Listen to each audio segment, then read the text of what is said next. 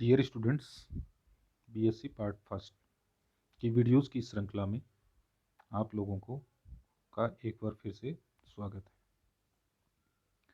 आज हम फिजिक्स प्रथम प्रश्न पत्र मैकेनिक्स का टॉपिक पृथ्वी पर उदग्र फेंके गए पिंड पर कोरियोलिस बल का प्रभाव। पृथ्वी पर उदग्र फेंके गए पिंड पर कोरियोलिस बल का प्रभाव। Effect of Coriolis force on bodies thrown vertically upward on earth. तो हमने कहा आज हम पृथ्वी पर उदग्र उदग्र मतलब ऊपर की ओर फेंके गए किसी पिंड पर कोरियोलिस बल का क्या प्रभाव होता है, इसका आज हम अध्ययन करेंगे। तो हमने कहा, हमने मान लिया कि ये जो है ये हमारी पृथ्वी है। पृथ्वी के अंदर हमने कहा ये डायरेक्शन जो हो गई ये ईस्ट हो गई, ये हमारी डायरेक्शन वेस्ट हो गई। हम बात करें तो ये हमारा पोल है, इसको हम नॉर्थ पोल बोलते हैं। ये हमारा साउथ पोल हो गया। ये जो है ये प्लेन जो है ये हमारा इक्वेटोरियल प्लेन भूमध्य रेखा हो गई। हमने कहा पृथ्वी पर हमने किसी लैम्डा लेटिट्यूड से एक पत्थर जो है वो हमने ऊपर की ओर फेंका इस प्रकार से। ठीक है, मतलब कहीं से खड़े होकर हमने एक पत्थर फेंक दिया, वहाँ जहाँ से हम फेंक रहे हैं इसका अक्षांश जो है वो हमारा लैम्डा है। लैम्डा अक्षांश लेटिट्यूड हो गया। ठीक है, हम जानते हैं कि पृथ्वी जो है ये हमारी वेस्ट टू ईस्ट की ओर इस प्रकार से रोटेशन करती है इस अक्ष के सापेक्ष। ठीक है, तो हमने कहा इसका जो एंगुलर वेलोसिटी हो गई ये हमारी ओमेगा हो गई। तो पृथ्वी का कोणीय वेग हमने कैलकुलेट मान लिया, कितना हो गया, ओमेगा हो गया। अब हमने जो पीछे हमने हमारा वीडियो पढ़ा था उसके अंदर हमने कहा था कि हमारी जो हमने एक इस लैम्डा अक्षांश पर एक निर्देश तंत्र की हमने कल्पना की थी। उस निर्देश तंत्र के लिए हमने कहा था एक्स डैश अक्ष जो है ये हमारी पूर्व की ओर है, ईस्ट की ओर। जेड डैश अक्ष जो है उस जहाँ से जिस अक्षांश की हम बात कर रहे हैं उससे वर्टिकली ऊपर की ओर है। ठीक है, और ये जो है ये हमारी नॉर्थ की ओर होती है, ये हमारी वाई डैश अक्ष हो गई। तो तीन अक्ष हमने ली, एक्स डैश अक्ष जो है वो ईस्ट की ओर, जेड डैश अक्ष जो है ये वर्टिकली ऊपर की ओर, और जो हमारी वाई डैश अक्ष थी ये नॉर्थ की ओर होती है। तो हमने कहा लैम्डा अक्षांश से जब हमने एक पत्थर को ऊपर की ओर फेंका तो हमने कंसीडर कर लिया, मान लिया कि हमने जो कण हम थ्रो कर रहे हैं, फेंक रहे हैं, उसका मास जो है वो m है का एक पिंड जेड अक्ष के अनुदिश u वेग से उदग्र फेंका जाता है। तो जो हमारा पार्टिकल है कण उसका मास m और उसे हम वर्टिकली ऊपर की ओर अपवर्ड हम उसको थ्रो करते हैं। जो इनिशियल वेलोसिटी रहती है वो उसकी u रहती है, u वेग से हमने उसे ऊपर की ओर फेंका है। तो t सेकेंड पश्चात पिंड का वेग v dash equals to k dash u minus G T. तो हमने कहा जो ऊपर की ओर हमने अक्ष मानी जेड डैश, इसके अनुदिश एकांक सदिश हो गया हमारा k डैश कैप। तो k डैश कैप जो है वो अनुदिश एकांक सदिश हो गया। तो v dash equals to k dash u minus ji t, ये हमने निकाला है न्यूटन की गति के प्रथम नियम से, फर्स्ट लॉ ऑफ न्यूटन। तो जो पहला नियम है वो कहता है किसी कण का अंतिम वेग equals to final velocity equals to initial velocity plus acceleration into time. ठीक है, अब चूंकि हमने पत्थर को ऊपर की ओर फेंका है तो पत्थर पर गुरुत्वीय त्वरण जी जो है वो नीचे की ओर लगता है, तो इसलिए यहाँ पर हमने टर्म ली है u माइनस जी टी। तो हमने कहा v dash equals to k dash cap u minus ji t, ये समीकरण एक हो गई। हमने मान लिया इस स्थान पर अक्षांश लैम्डा है, तो लैटिट्यूड क्या हो गया उस पॉइंट पर लैम्डा, तथा निर्देश तंत्र का कोणीय वेग omega equals to omega J cap dash omega cos lambda plus K cap dash omega sine lambda है। तो हमने कंसीडर कर लिया कि एंगुलर वेलोसिटी है, एंगुलर वेलोसिटी का हमने पूर्व दिशा में ईस्ट डायरेक्शन में और नॉर्थ डायरेक्शन में इसका कंपोनेंट लिया। तो जो रिजल्टेंट हमें एंगुलर वेलोसिटी प्राप्त होती है omega equals to J cap dash omega cos lambda plus K cap dash omega sine lambda प्राप्त होती है। ये हमारी हो गई समीकरण नंबर 2। तो हमने कहा पृथ्वी के घूर्णन के कारण जो निर्देश तंत्र है वो भी क्या करेगा, ओमेगा कोणीय वेग से घूर्णन करेगा। तो पृथ्वी के घूर्णन के कारण पिंड पर लगा कोरियोलिस बल f C equals to minus two m omega cross v dash. तो हमने कहा ओमेगा क्रॉस वी डैश को वैल्यू हमें निकालनी है, तो ओमेगा और वी डैश इन दोनों का हम अदिश गुणनफल लेते हैं, सदिश गुणनफल मतलब क्रॉस प्रोडक्ट लेते हैं। तो समीकरण 1 से वी डैश ये टर्म हो गई, ओमेगा ये टर्म हो गई, दोनों को हमने रख लिया। तो वैल्यू आई हमारे पास F C equals to minus two M matrix I cap dash J cap dash K cap dash. Omega के लिए लिखा 0 omega cos lambda omega sine lambda. तो ऊपर हम देख रहे हैं यहाँ पर, तो हमने कहा यहाँ पर आई कैप डैश का कोई भी गुणांक नहीं है तो उसको हमने 0 रख लिया। जे कैप डैश का गुणांक ओमेगा कोस लेमडा और के कैप डैश का गुणांक जो है मल्टीपल है, कोफिशिएंट है, वो ओमेगा साइन लेमडा है। इसी प्रकार हम ऊपर चले समीकरण 1 में, तो यहाँ हम चेक करें तो आई कैप डैश और जे कैप डैश के कोफिशिएंट गुणांक जो है वो 0 है और के कैप डैश का यू माइनस जी टी है, वो हमने यहाँ रख लिया। जब हम इसे हल करने जाएं तो हम कह रहे हैं जे कैप डैश और के कैप डैश को यदि हम हल करें, जे कैप डैश के लिए ये इससे मल्टीप्लाई होगा, ये इससे मल्टीप्लाई होगा, टर्म 0 आएगी। के कैप डैश के लिए यदि हम जाएं तो ये यू मल्टीप्लाई तो भी टर्म 0 आएगी। तो सिर्फ हमें आई कैप डैश का ही कोफिशिएंट प्राप्त होता है। तो एफ सी हो गया, f C equals to minus two m i cap dash omega u minus ji t cos lambda. तो यहाँ पर हमें सिर्फ केवल आई कैप डैश का कोफिशिएंट ही प्राप्त हो रहा है, मल्टीपल प्राप्त हो रहा है। इसका मतलब आई कैप डैश एक्स डैश अक्ष के अनुदिश था। एक्स डैश अक्ष जो हमने ली थी वो ईस्ट डायरेक्शन में ली थी। यहाँ पर नेगेटिव टर्म और आ रही है, इसका मतलब ये हुआ कि अब हमारी जो कण जो है, पार्टिकल जो है वो डिस्प्लेस होगा माइनस एक्स डैश अक्ष के अनुदिश। तो माइनस एक्स डैश अक्ष कौन सी डायरेक्शन में आएगी, वेस्ट में। तो अतः उत्तरी गोलार्ध में उदग्र फेंके गए पिंड पर कोरियोलिस बल पश्चिम की ओर लगने के कारण विस्थापन पश्चिम की ओर होता है। ठीक है, यदि हम बात करें उत्तरी गोलार्ध में, उत्तरी गोलार्ध से क्या मतलब हो गया हमारा, हमने कहा ये जो हमारी पृथ्वी है ये इक्वेटोरियल प्लेन हो गया। ठीक है, इक्वेटोरियल प्लेन पृथ्वी को दो भागों में बांटती है, ये तो हमारा हो गया एन और ये हो गया साउथ। तो इससे ऊपर का हिस्सा जो है ये हमारा उत्तरी गोलार्ध हो गया और इससे नीचे का हिस्सा जो है हमारा दक्षिणी गोलार्ध हो गया। तो हमने कहा उत्तरी गोलार्ध में फेंके गए पिंड पर कोरियोलिस बल पश्चिम की ओर लगने के कारण विस्थापन पश्चिम की ओर होता है। तो ये हमने निकाला है आई कैप डैश और इस माइनस टर्म से कि जो कण जो है, पार्टिकल जो है वो डिस्प्लेस होगा पश्चिम दिशा में, वेस्ट डायरेक्शन। अब हम कह रहे हैं न्यूटन की गति के द्वितीय नियम से अब हमें क्या निकालना है, विस्थापन तो हमने निकाल लिया कि विस्थापन पश्चिम की ओर होगा, पर विस्थापन होगा कितना वो और हमें कैलकुलेट करना है। तो उसके लिए हमने बात की न्यूटन की गति के द्वितीय नियम से। तो न्यूटन की गति का दूसरा नियम कहता है f equals to m a, और ए की यदि मैं बात करूं तो f equals to m D square x upon D T square.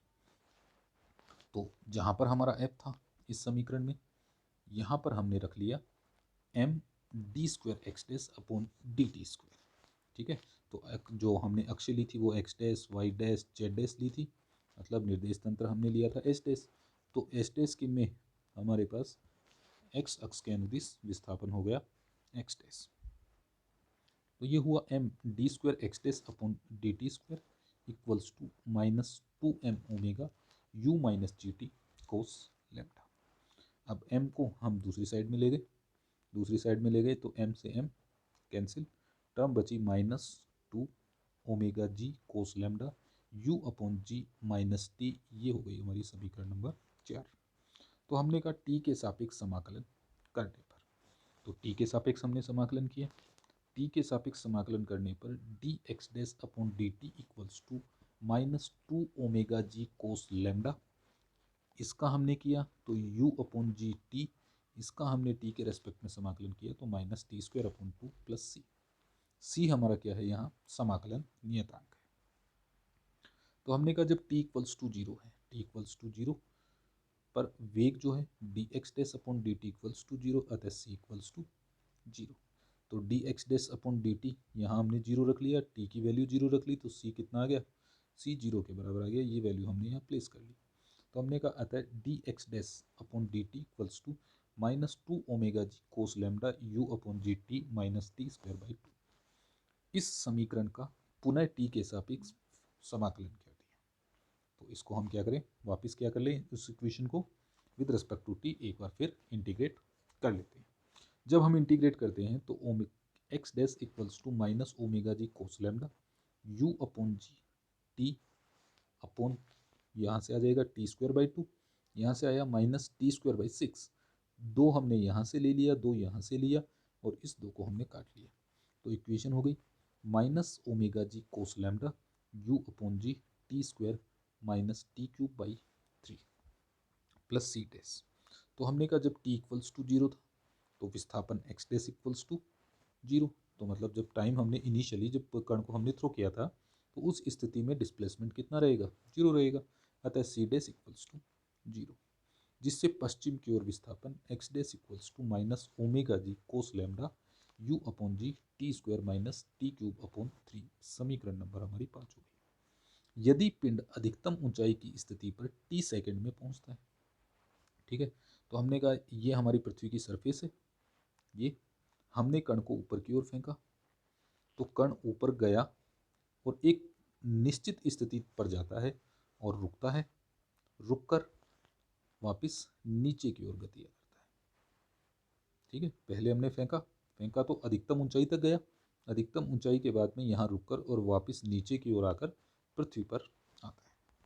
हमने कहा यदि अधिकतम ऊंचाई तक पहुंचता है h और टाइम इसको लगा t, तो हमने कहा यहाँ पर velocity v equals to zero, initial velocity u वेग से हमने इसको फेंका था और अधिकतम ऊंचाई पर जाकर ये रुकता है तो v इक्वल्स टू जीरो।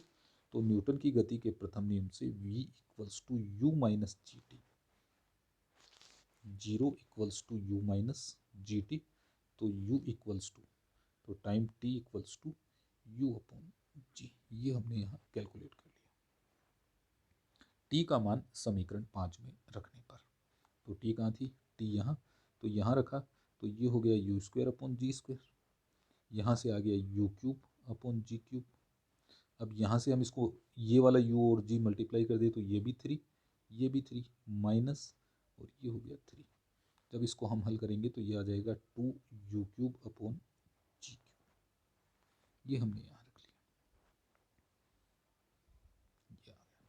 तो एक्स डैश हमारे पास हो गया x dash equals to -2 upon 3 omega ji cos lambda u upon G का होल क्यूब। ये हो गई समीकरण नंबर 6।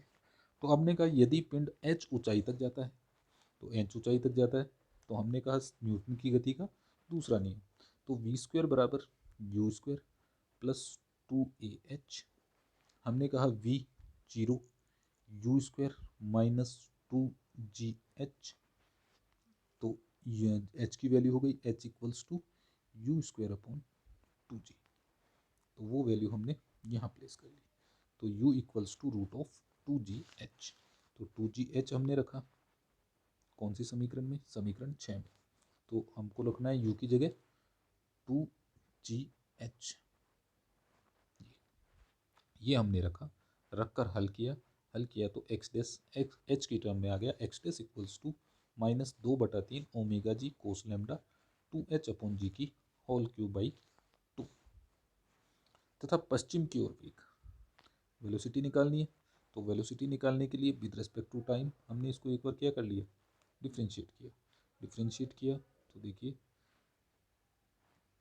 यहाँ से कर ले, इसको हम करें, कर कर हमने वापस u अपॉन जी रख दिया, t की वैल्यू कितनी रख दी, u अपॉन जी, तो d x dash upon D T, तो यहाँ से हो गया 2t u अपॉन जी माइनस ये हो गया 3 उतरा तो 3 से 3 कैंसिल, तो टी स्क्वायर, ठीक है।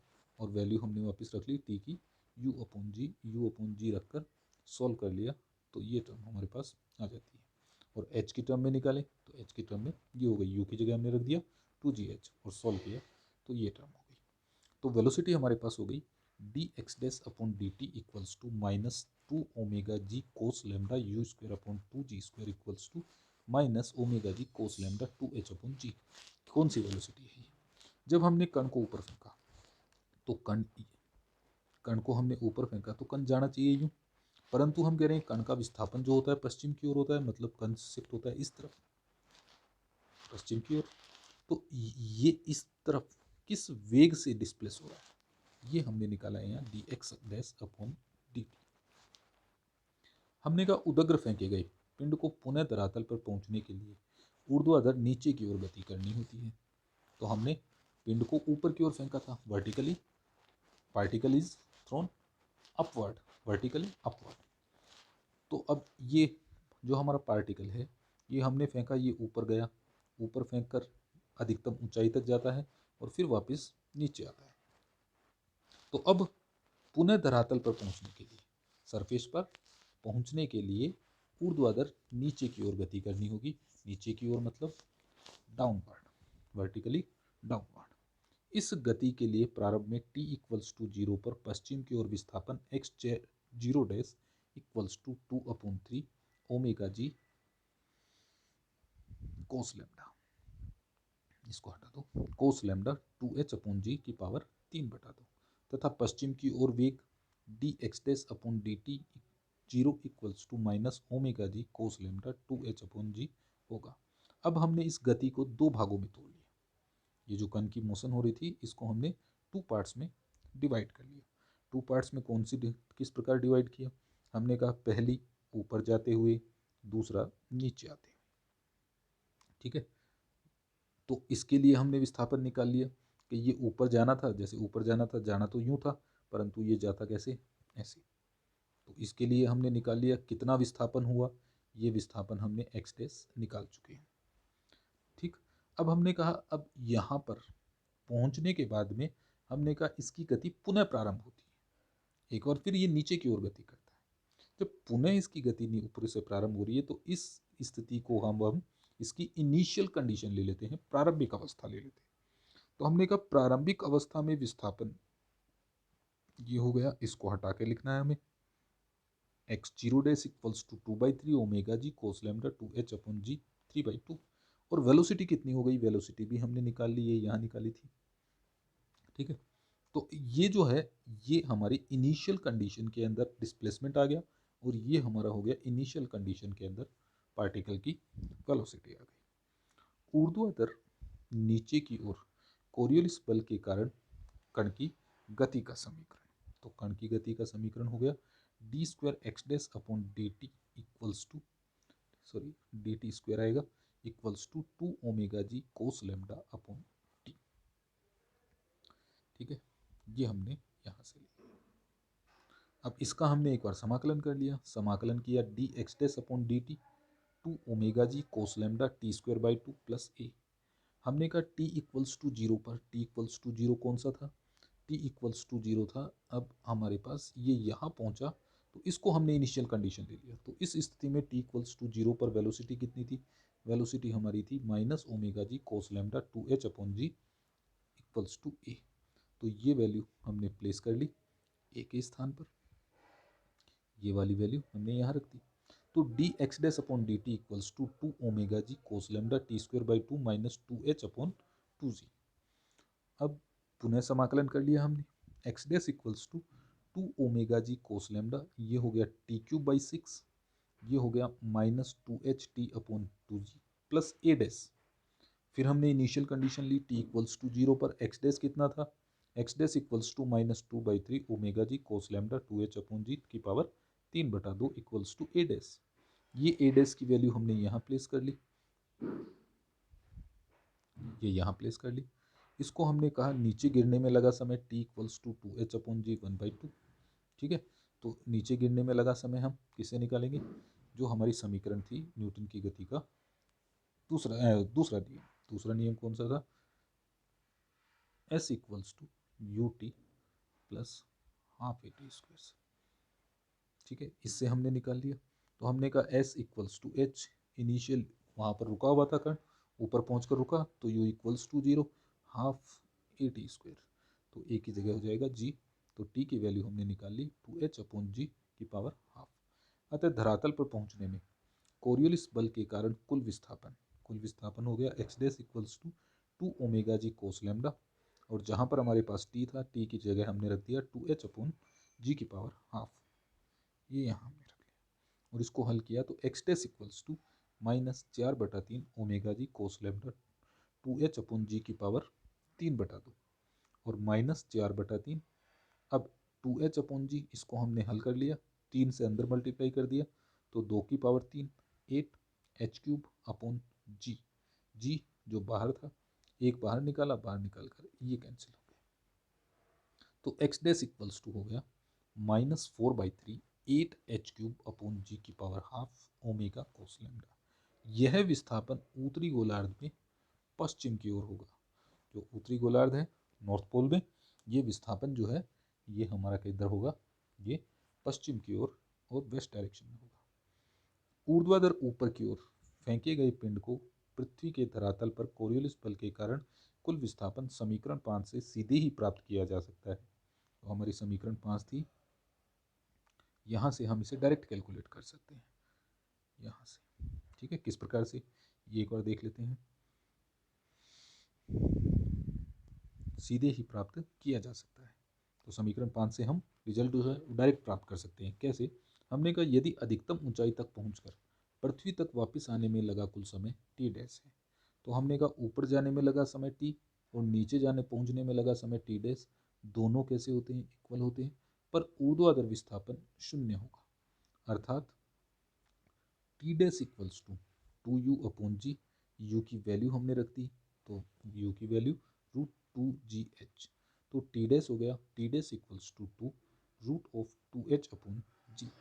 ये जो वैल्यू है टी डैश की हमने समीकरण नंबर 5 में रखी, 5 में रख के हमने इसे हल किया, तो एक्स डैश की वैल्यू फाइनली हमें प्राप्त होती है -4/3 8h³ अपॉन जी की power half omega cos lambda. तो हम देख रहे हैं कि ये जो इक्वेशन है जो लास्ट में हमने ड्राइव की है ये, और ये जो इक्वेशन हमने यहाँ ड्राइव की थी समीकरण 8, ये दोनों कैसी हैं, इक्वल समीकरण है। तो हम इसे समीकरण 5 से इसे डायरेक्ट भी सॉल्व कर सकते हैं।